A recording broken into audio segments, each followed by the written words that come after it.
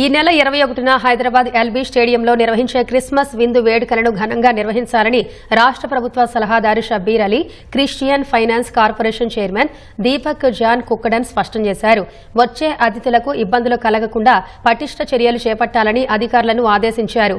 ఈ మేరకు వేడుకల నిర్వహణపై వివిధ శాఖల అధికారులతో ఎల్బీ స్టేడియంలో ఏర్పాటు చేసిన సమావేశంలో వారు పాల్గొన్నారు. క్రిస్మస్ విందు కార్యక్రమంలో ముఖ్యమంత్రి, ఉప ముఖ్యమంత్రి, మంత్రులు ముఖ్య అతిథులుగా పాల్గొంటారని, అందువల్ల ఏర్పాట్లు పక్కాగా ఉండాలని సూచించారు. ముఖ్యమంత్రి క్రైస్తవ మత పెద్దలతో కలిసి క్రిస్మస్ కేక్ కట్ చేస్తారని వెల్లడించారు. శనివారం గౌరవ ముఖ్యమంత్రి అండ్ స్టేట్ గవర్నమెంట్ ఇక్కడ డిన్నర్ హోస్ట్ చేస్తుంది క్రిస్టియన్ సోదరులకు. అండ్ సెలబ్రేషన్ కూడా జరుగుతుంది, అవార్డ్స్ కూడా ఇవ్వడం జరుగుతుంది.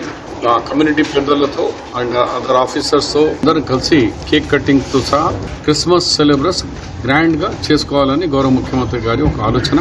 అరేంజ్మెంట్స్ గురించి మళ్ళీ ఒకసారి ఇవాళ ఆల్ అధికారులతో సమీక్ష చేయడం జరిగింది. చాలా గ్రాండ్ గా గతం కంటే ఎక్కువ మంచిగా వచ్చిన జనానికి అందరికీ ఎలాంటి డిస్టర్బ్ లేకుండా మంచి భోజనాలతో కేక్తో సెలబ్రేషన్ చేసి పంపించాలని రాష్ట్ర ప్రభుత్వం, రాష్ట్ర ముఖ్యమంత్రి యొక్క ఆలోచన.